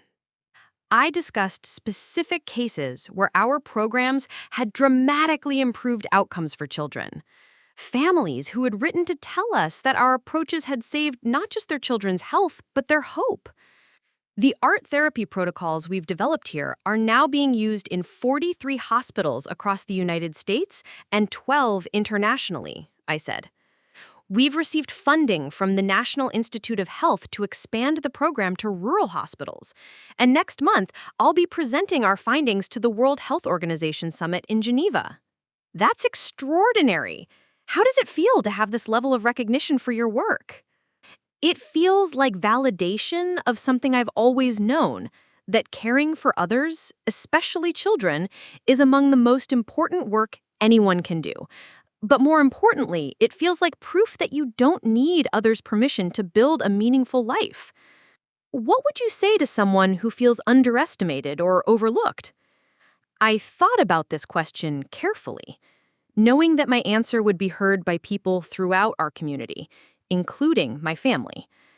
I would say that other people's perceptions of you are not facts about you. If the people in your life can't see your worth, that says nothing about your actual worth and everything about their limitations. Build your life based on your own understanding of what matters.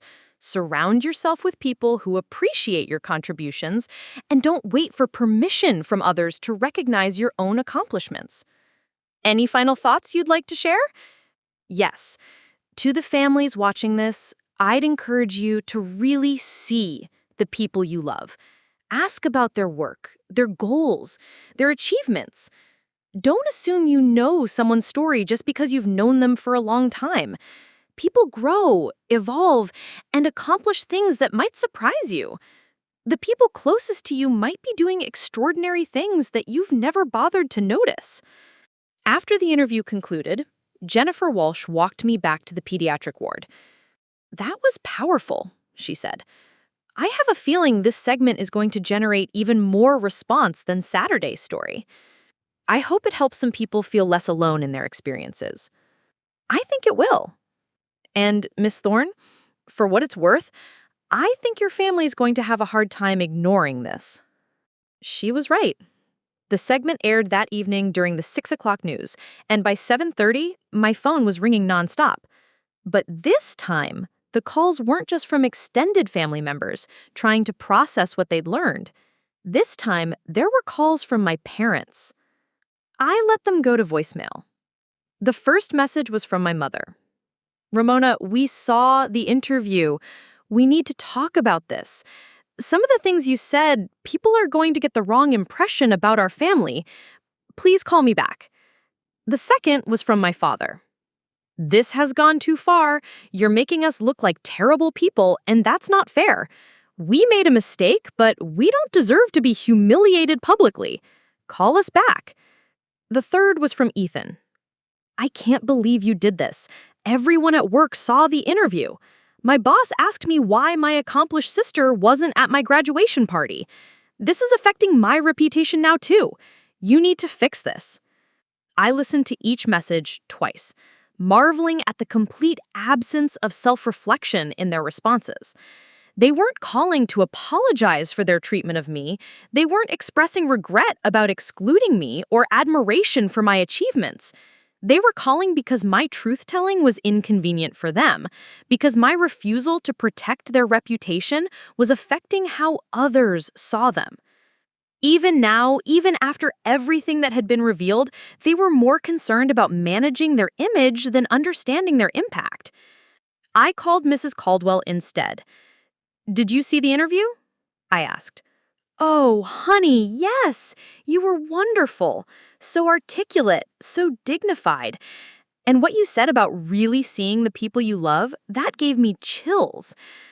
Thank you. That means a lot. Are you okay, though? I imagine this is stirring up some difficult feelings." Mrs. Caldwell was 78 years old and had raised 4 children of her own. She understood family dynamics in ways that cut straight to the heart of things. "I'm actually feeling clearer than I have in years," I said. For the first time, I told the complete truth about my experience, and I didn't apologize for anyone else's discomfort with that truth. "Good for you, dear. Sometimes the kindest thing you can do for people is stop protecting them from the consequences of their choices." That night, I turned my phone off and spent the evening reading medical journals and preparing for my presentation in Geneva. I had important work to do. Work that mattered. Work that was making a real difference in children's lives around the world. And for the first time in my adult life, I was doing that work without worrying about whether my family understood its value or approved of my choices. I was finally, fully living my own life on my own terms. The response to Wednesday's interview was unlike anything I could have anticipated. By Thursday morning, the hospital's main phone line was jammed with calls from people trying to reach me. Linda Martinez knocked on my office door, looking both overwhelmed and amazed. "Ramona, we've had over 200 calls since yesterday evening. Parents wanting to enroll their children in your programs, hospitals from other states asking for consultation, reporters requesting interviews, and..." She paused, looking at her notes. "A surprising number of people who just want to say thank you for what you said about being underestimated." "Thank you for what?" "Apparently, your message about not waiting for others' permission to recognize your accomplishments really struck a nerve. We've had teachers call saying they're sharing your interview with students who feel overlooked. We've had nurses from other departments saying they finally feel validated in their work. One woman called to say she's going back to school at 53 because your story inspired her to stop letting others define her potential." I sat back in my chair, stunned. I'd simply told my truth, shared my experience of being diminished and excluded. I hadn't expected it to resonate so broadly. "There's more," Linda continued. "The board of directors wants to meet with you this afternoon. They're talking about creating an endowed research position, something that would allow you to focus more on developing and expanding your programs." An endowed position? Apparently, 3 major donors called after seeing the interview. They want to fund your work long term. And Ramona, Dr. Sarah Chen from Children's Hospital of Philadelphia called personally. She wants to discuss bringing you on as their Director of Pediatric Therapeutic Innovation. Philadelphia, one of the top children's hospitals in the country. The kind of opportunity that could transform not just my career, but my ability to help children on a much larger scale. My phone buzzed with the text from Dr. Webb. "Saw your follow-up interview. Powerful message. Would you be available for lunch tomorrow? I have some opportunities I'd like to discuss." Around noon, my colleague, Marcus, from the emergency department, stopped by my office.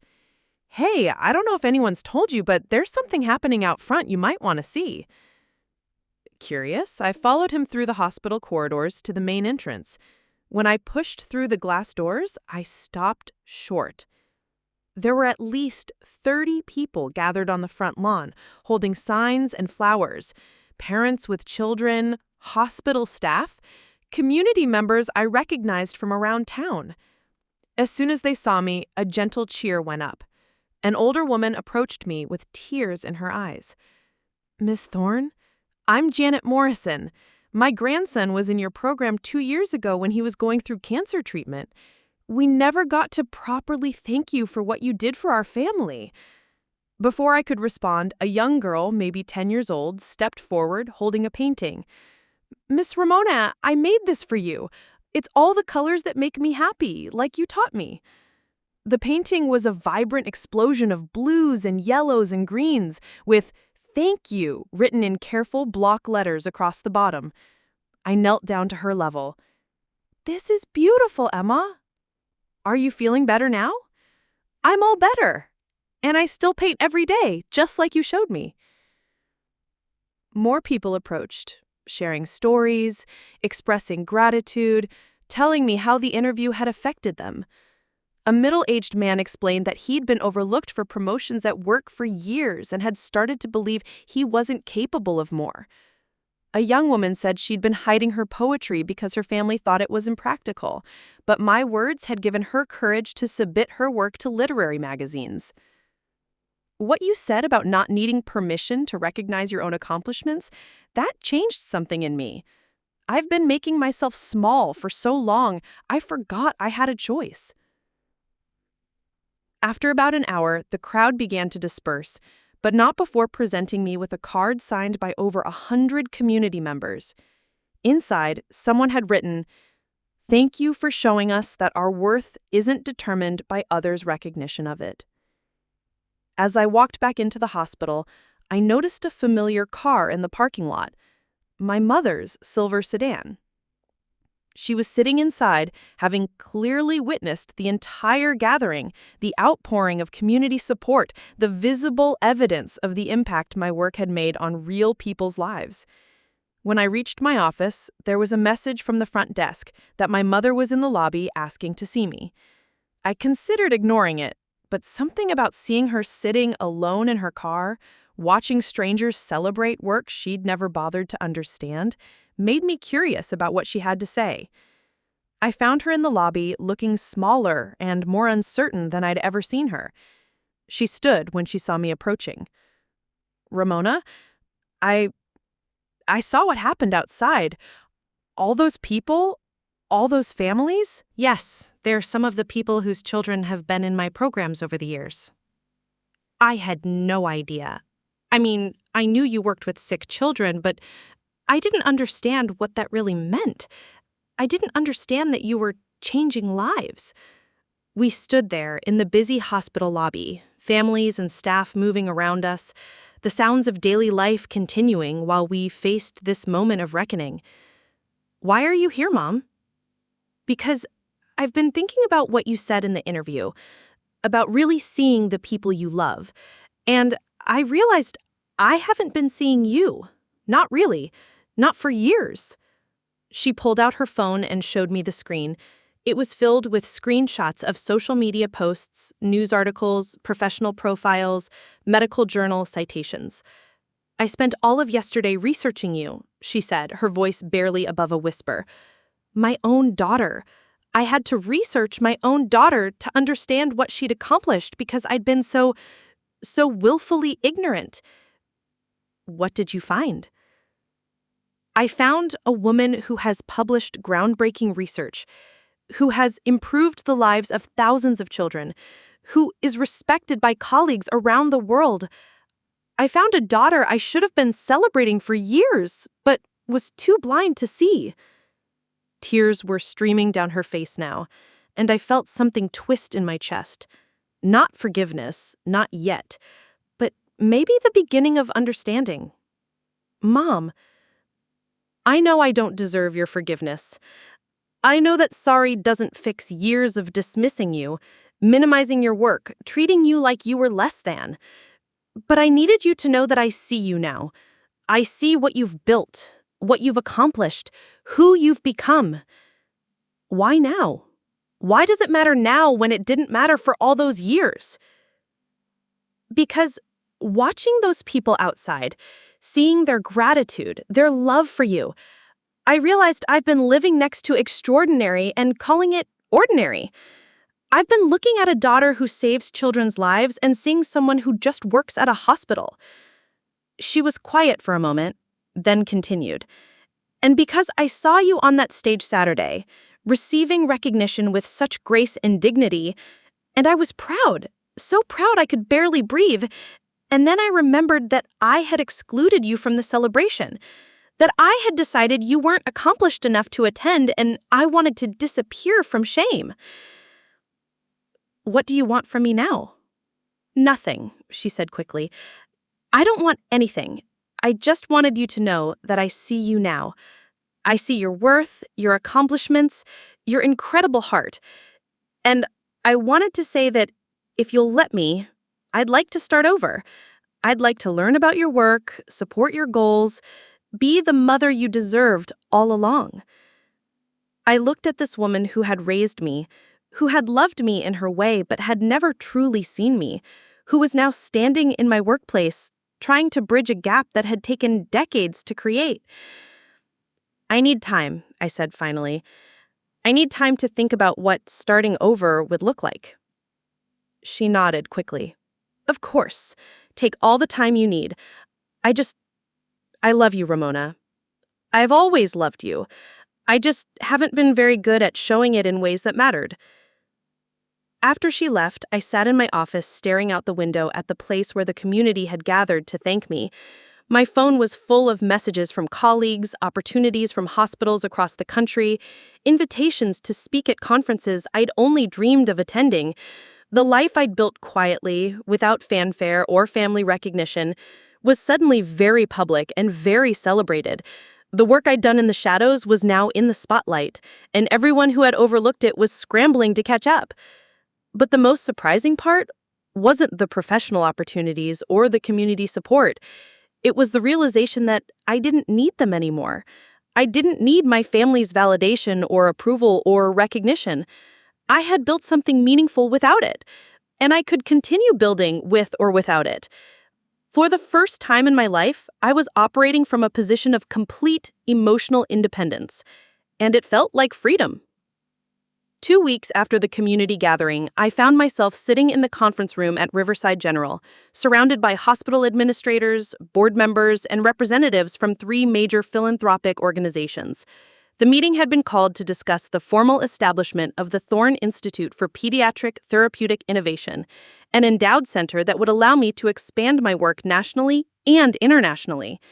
The initial funding commitment is for $5 million over 5 years, explained Margaret Hartwell, the board chairwoman. This would establish you as the founding director of the institute, with resources to train other healthcare professionals, develop new protocols, and implement programs in hospitals worldwide. $5 million. More funding than I dreamed of. Enough to transform how pediatric care was approached, not just locally, but globally. I looked around the table at faces that were genuinely excited about the possibilities, people who understood the value of what we were building. There's another component to this proposal, added Dr. Webb, who had joined the meeting as a university liaison. We'd like to establish a scholarship program through the Institute, full funding for students pursuing careers in pediatric therapeutic care, with a particular focus on supporting individuals who might otherwise be overlooked or underestimated. The symmetry was perfect. The girl who had been dismissed as practical, while others were labeled ambitious, would now be funding the education of students who might face similar dismissive attitudes about their potential. I'm honored by this opportunity, I said, looking around the table. But I have one condition. Of course, what do you need? I want to establish a component of the Institute dedicated specifically to family education and support, not just for families dealing with childhood illness, but for all families. Programs that teach people how to really see each other, how to recognize potential in unexpected places, how to support each other's growth instead of limiting it. Margaret Hartwell smiled. That's exactly the kind of innovative thinking that made us want to fund this work in the first place. Yes, absolutely. After the meeting, I drove to my apartment to pack for Geneva.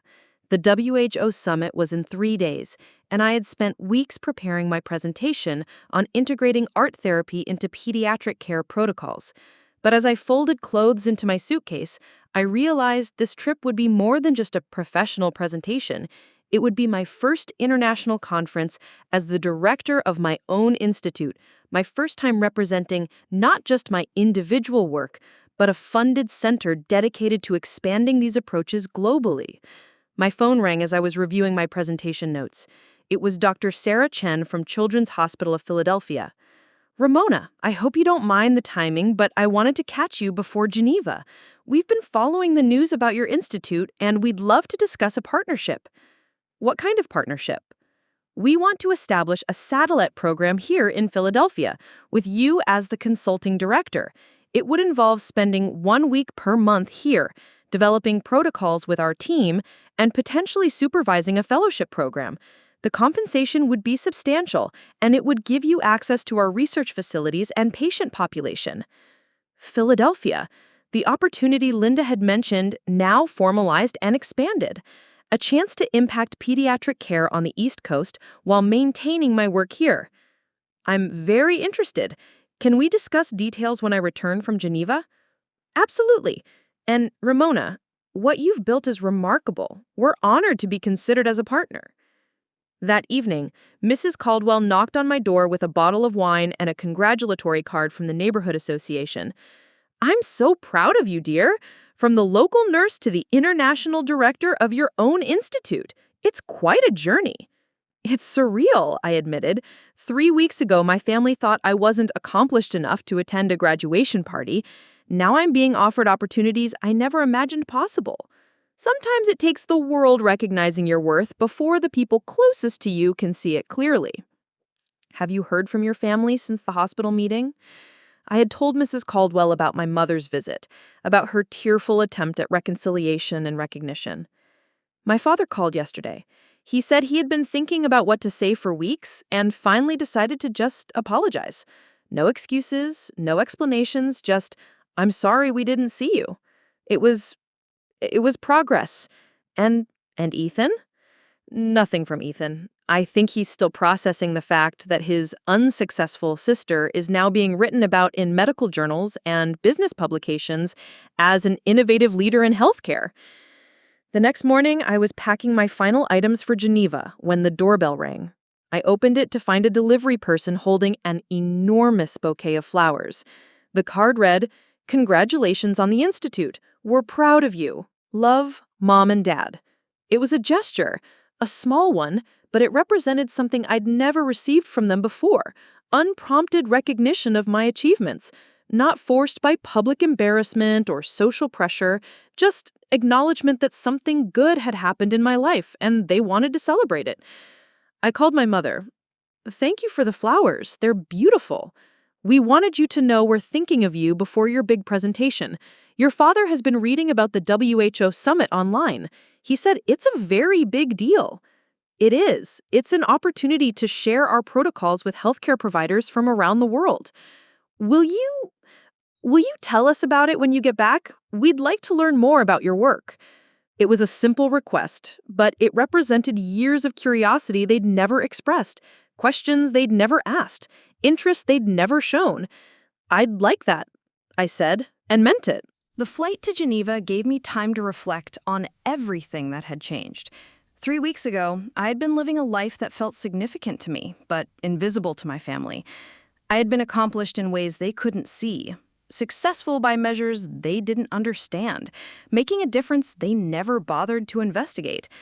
Now, the work remained the same, but everything around it had shifted. The recognition, the funding, the opportunities, they were wonderful, but they weren't what mattered most. What mattered most was that I had finally stopped waiting for others to validate what I already knew about myself. The presentation in Geneva went better than I had hoped. Healthcare providers from 37 countries attended my session, and by the end of the week, I had commitments from 12 hospitals to implement pilot programs based on our protocols. The WHO would be funding a study to measure the global impact of integrating art therapy into standard pediatric care. But the moment that will stay with me forever happened on the final day of the summit. I was in the hotel lobby preparing to leave for the airport when a woman approached me. "Miss Thorne, I'm Dr. Alina Rodriguez from Madrid. I wanted to thank you for your presentation, but also for something else." "What's that?" "My daughter saw your television interview online. She's 15 and has been struggling with her family's expectations about her future. They want her to pursue traditional academic paths, but she's passionate about art and working with children.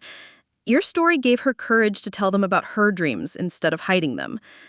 I thought about 15-year-old Elena Rodriguez in Madrid, watching a video of a woman from small-town America talking about not waiting for permission to recognize your own worth and finding in that message the courage to speak up for her own aspirations. That's the best outcome I could have hoped for, I told Dr. Rodriguez. On the flight home, I realized that what had started as a personal story about family disappointment had become something much larger. It had become a message about the danger of underestimating people, about the importance of really seeing those around us, about the power of refusing to be diminished by others' limited perceptions. The Thorne Institute would expand access to innovative pediatric care, but it would also serve as a reminder that extraordinary work often happens in ordinary places, done by people others might overlook. As the plane began its descent into my hometown airport, I smiled thinking about Mrs. Caldwell's observation. Sometimes it takes the world recognizing your worth before the people closest to you can see it clearly. But sometimes that recognition creates something even more valuable than personal validation. Sometimes it creates a platform to ensure that other people don't have to wait as long to be seen for who they really are. 6 months later, I stood in the newly renovated space that would house the Thorne Institute for Pediatric Therapeutic Innovation. The renovation had transformed what used to be an underutilized wing of Riverside General into a bright, welcoming center with art studios, consultation rooms, research facilities, and a small auditorium for training sessions. "It's perfect," said Dr. Chen, who had driven down from Philadelphia for the opening ceremony. "The children are going to love this space." Through the large windows, I could see families arriving for the Institute's official launch. Local officials, hospital staff, colleagues from around the country, and dozens of families whose children had been part of our programs over the years. Emma, the 10-year-old who had painted me the thank you picture, was now 12 and had volunteered to give tours of the art studios to visiting families. "Are you nervous?" asked Linda Martinez, who had been promoted to assistant director of the Institute. "Not nervous," I said, adjusting the simple navy blue dress I'd chosen for the occasion. "Grateful." What I was feeling was a deep sense of completion, not the kind that comes from achieving a goal, but the kind that finds perfect alignment between who you are and what you're doing with your life. Mrs. Caldwell appeared at my elbow, elegant in a floral dress and pearl necklace. "The crowd is quite impressive, dear. I count at least 200 people out there." "Thank you for being here. Your support has meant everything to me." "Wouldn't miss it, though I do think you should prepare yourself. Your family is here." I looked through the windows and spotted them near the front entrance. My parents, looking somewhat overwhelmed by the scope of the gathering, and Ethan, who had driven up from the city where he now worked for a consulting firm. They hadn't told me they were coming, but their presence didn't surprise me. Over the past 6 months, we had slowly, carefully begun rebuilding our relationship. It had started with that phone call after the flowers with my mother's request to learn about my work. I had agreed to have dinner with them the week after I returned from Geneva, and for the first time in my adult life, they had asked detailed questions about my career. Real questions, not polite conversation fillers. They wanted to understand the research, the international collaboration, the impact on children's lives. My father had surprised me most. He had spent weeks reading my published papers, and when we met for coffee the following month, he came with a list of thoughtful questions about methodology and outcomes. "I should have been asking these questions years ago," he'd said quietly. Ethan had taken longer to come around. His first contact had been a formal congratulations text when news of the Institute funding was announced. But gradually, he had begun reaching out more regularly. Last month, he had called to tell me that his company was implementing new policies around recognizing employees' non-work achievements, partially inspired by my story. I realized I was becoming someone who only saw people's value through a very narrow lens, he'd said, just like we did with you. The rebuilding hadn't been easy or automatic. There were still moments of tension, times when old patterns started to emerge, but there was genuine effort now, real curiosity about my life, authentic support for my work. They were learning to see me as I actually was, not as they had assumed I was. As the opening ceremony began, I took my place at the podium in front of the Institute's main entrance. The crowd included so many people who had been part of this journey, colleagues who had supported my research, families who had trusted me with their children's care, community members who had rallied around the work when it gained public attention. 6 months ago, I began, a news interview asked me about what it's like to have your achievements recognized publicly when they haven't been fully recognized privately. Today, I want to talk about what happens when that recognition becomes the foundation for something bigger than personal validation. I spoke about the Institute's mission, about the fellowship program that would train the next generation of pediatric therapeutic specialists, about the research initiatives that would expand access to innovative care. But I also spoke about the deeper purpose that had emerged from my experience. This institute exists because of children who needed care that didn't yet exist. But it also exists because sometimes our most painful experiences can become the source of our most meaningful contributions. Being underestimated taught me to value my own work independent of others' recognition. Being excluded taught me to build inclusive spaces. Being dismissed taught me to listen more carefully to voices that might otherwise be overlooked. After the formal remarks, I spent the afternoon giving tours, talking with families, and watching children explore the art studios that would become central to their healing process. Around 4 o'clock, as the crowd began to thin, I found myself standing in the main corridor with my parents and Ethan. "This is incredible, Ramona," my mother said, looking around at the bustling activity. "Seeing it all in action, seeing how many people your work touches, I'm in awe." "We all are," my father added. "The scale of what you've built, the international recognition, we're so proud of you." I appreciated their words, but what struck me was that I didn't need them anymore, not the way I once had. Their pride felt nice, but it wasn't essential to my sense of worth or accomplishment. "Thank you," I said simply. "That means a lot." Ethan was quieter, looking around at the families, the staff, the evidence of work that was making a real difference in real people's lives. "I owe you an apology," he said finally, "not just for the graduation party, but for all the years before that, for never asking about your work, for never taking it seriously, for treating you like you were less important than I was." "We all owe you that apology," my mother said. "We failed you as a family for a very long time." I looked at these 3 people who had shaped my early understanding of myself, who had inadvertently taught me to hide my light, who were now standing in the bright space I had built with that hidden light.